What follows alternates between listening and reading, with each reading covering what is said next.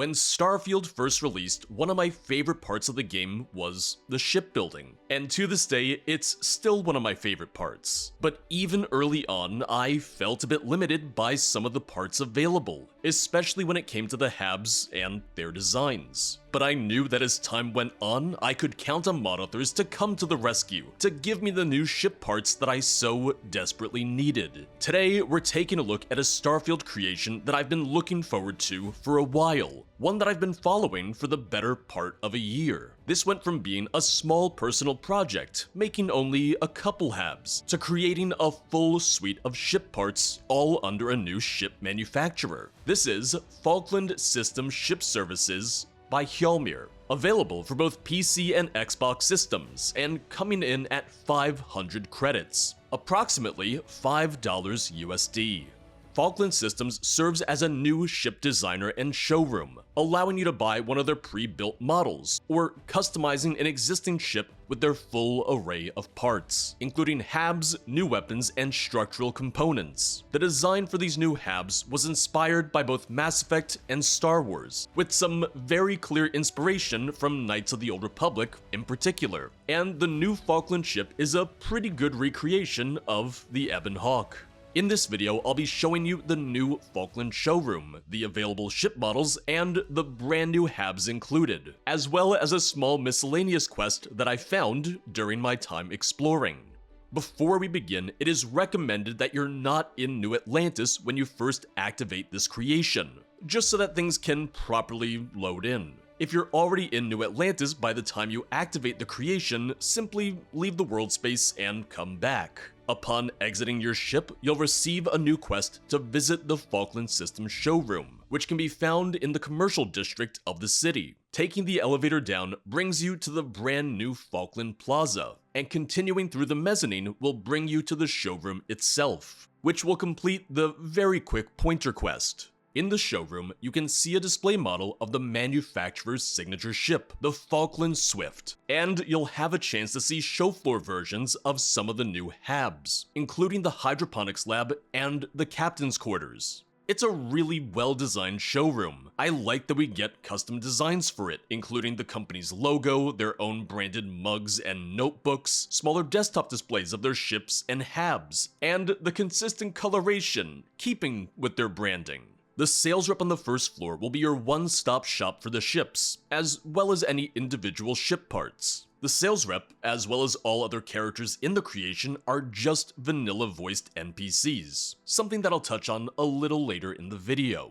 There are 3 versions of the Falkland Swift available for purchase, with the Mark I being a Class A ship, the Mark II being a Class B ship, and the Mark III being Class C. I think this was a smart decision balancing-wise, as it means you can buy at least one version of the ship regardless of your piloting level, meaning that you can potentially acquire the ship earlier in a playthrough, rather than having to wait for later on. Each class of the Falkland Swift has some color variations, with the Mark I being a bit more gray and having more of a matte finish, while the Mark III boasts the brand new chrome-plated structural parts. Each level of the Swift also gets slightly different interior layouts as well, so you'll get to see different Habs with each and every level of the ship. The Mark I makes use of a few berths, which serve as sleeping quarters for your crew, but it doesn't come with any living or captain's quarters, making it a little less homey. And it doesn't come with any crafting stations either. Because of this, it has the least usable space of the 3 ships, which does help to denote it as the least expensive of the models available. The Mark II gives us a few more Habs, including a 1x1 captain's quarters with a porthole, a 1x1 medbay with both a research station and pharmaceutical lab, and the 2x2 living quarters with a built-in galley and navigation table. The Mark III is the only one of the pre-builts that makes use of the brand new 2x3 living quarters, as well as the 2x1 captain's quarters, which comes with its very own aquarium. The Mark I and II support a crew of up to 4, while the Mark III supports a crew of up to 6 members. The creation adds around 20 Habs in total, including the 1x1 variants of the armory, crew quarters, captain's quarters, medbay, engineering, and control room. To me, this was a really great choice, as the vanilla manufacturers only make 2x1 variants of these Hab categories, which can be a bit limiting at times when designing a ship. If anything, Falkland Systems does a great job at creating some tighter, more filled-in Habs, really getting the most out of the space that it has. The creation also includes the more traditional 2x1 variants of these Hab types, including that new captain's quarters that I mentioned earlier. Adding onto this are the new 2x2 and 2x3 living quarters, with the 2x3 being one of my favorite Habs in this entire pack. This is where you really get that Knights of the Old Republic look, with the projector table in the center of the room, the curved benches, and so on. Another unique addition within this is the new reactor, which is placed the same way that a 1x1 Hab would be, allowing you to see the reactor core itself. The reactor rooms are really reminiscent of the Normandy from Mass Effect 2. Alongside this are the engine bays, available as 1x1 port and starboard variants. And these exist for the aesthetic of being able to see the internal mechanics of your ship. Once again, a little bit of a callback to being able to go into the engine room in Knights of the Old Republic. And they give us new designs for the Avontech and Nova Galactic spines and hallways, which I've always loved using when designing bigger ships. Looking through the Habs, I think there's a really great mix of Starfield's original designs, while bringing in that outside influence, primarily from Star Wars. The rounded hallways, the padded walls, fans, pipes, lights embedded into the walls. There's a lot of really great detail in each and every Hab. The new hydroponics lab has harvestable plants, alongside a usable research station. The larger 2x1 variant of the lab also provides you with a pharmaceutical crafting station. Falkland comes in with two different cockpit models, one based off the Stroud-Eklund Viking, and the other based off of the Avontech Overseer. And the Avontech-based cockpits are the ones that you'll see on the Falkland Swift ships. Because the three versions of the Swift don't make use of every Hab variant, I did build a pretty terrible looking Frankenship, just to see some of the other Habs for myself. There's not too many requirements in order to buy these new Habs via the ship builder system. A-class components are unlocked at level 5, B-class at level 15, and C-class at level 25. And you'll need a minimum of Starship Design rank 1 in order to purchase them. Some of the Habs will be locked to levels 15 and 25, but most Habs, as well as the structural parts, have no requirements. The new weapon added by this is the Thrax Cannon, another Mass Effect reference. It's available across all three classes and available as an automated turret too. From what I could tell, this adds new variants of just about every structural piece in the game, with many of them being available in that Falkland orange color or that new chrome-plated texture. The nice thing about this is that the new chrome pieces can have their color changed as well. And frankly, I always felt that it was a missed opportunity that we didn't have shinier parts in the base game. Making a designated Falkland version of just about every vanilla structural piece was a great choice, as it'll make it easier for you to design your own Falkland ship from scratch, while having much more consistency across the ship's external appearance.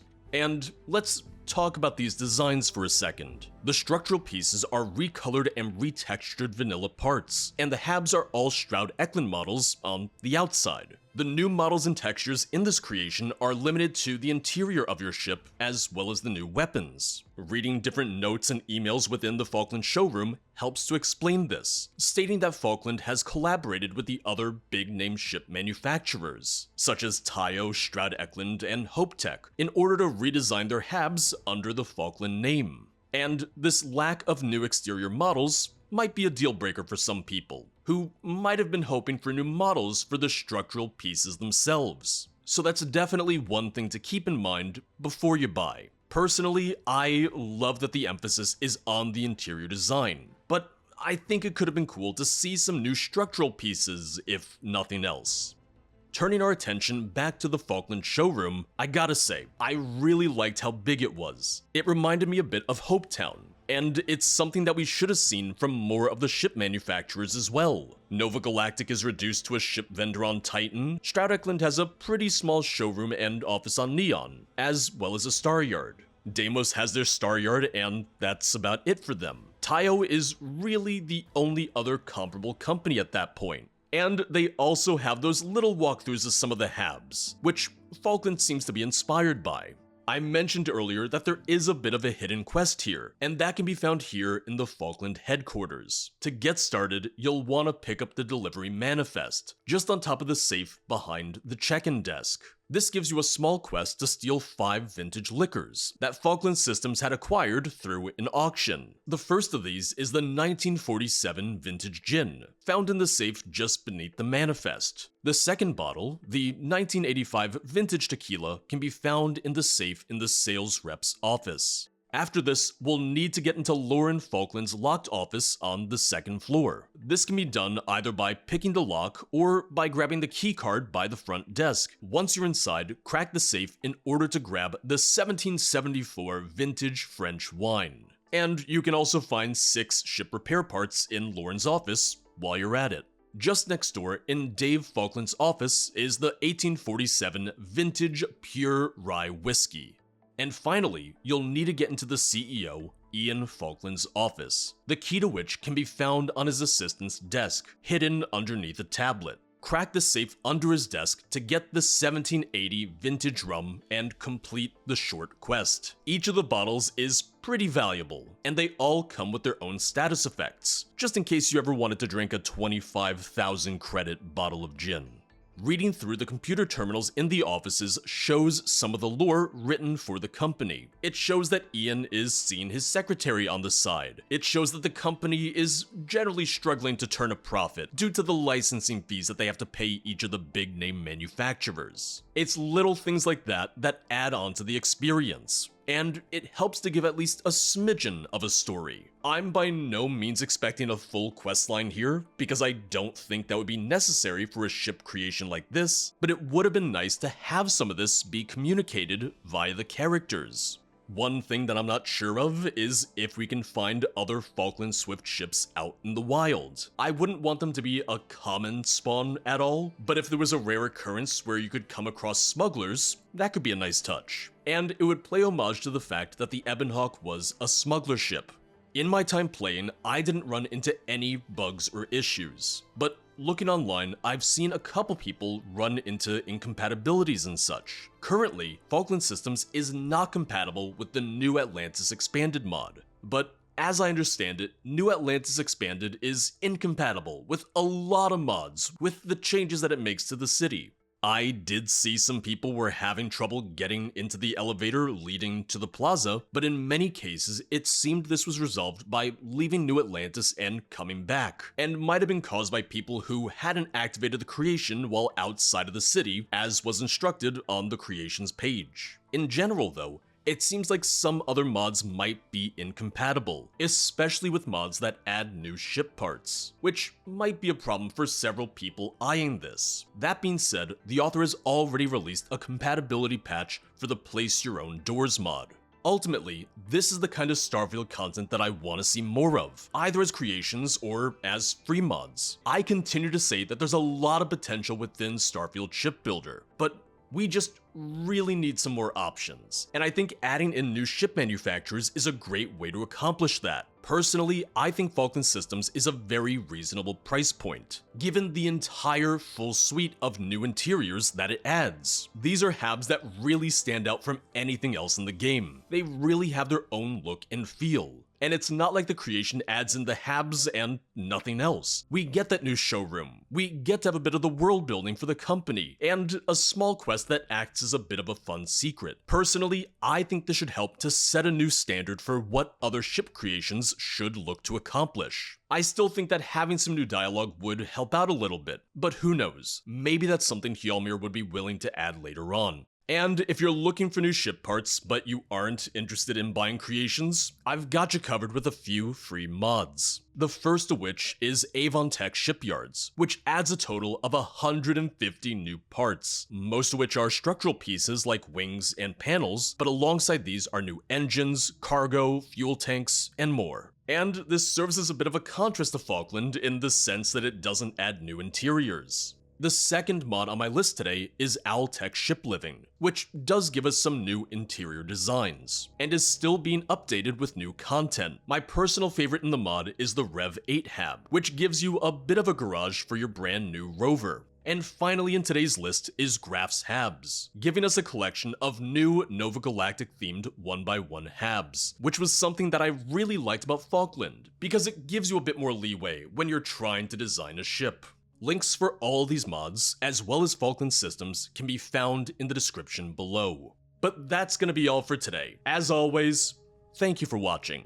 If you'd like to support the channel, check out the Patreon or the YouTube memberships, both of which get access to my official Discord server, as well as early access to most new videos. And make sure to check out the streams at twitch.tv/0periodproductions. I'll see you guys next time. Bye bye.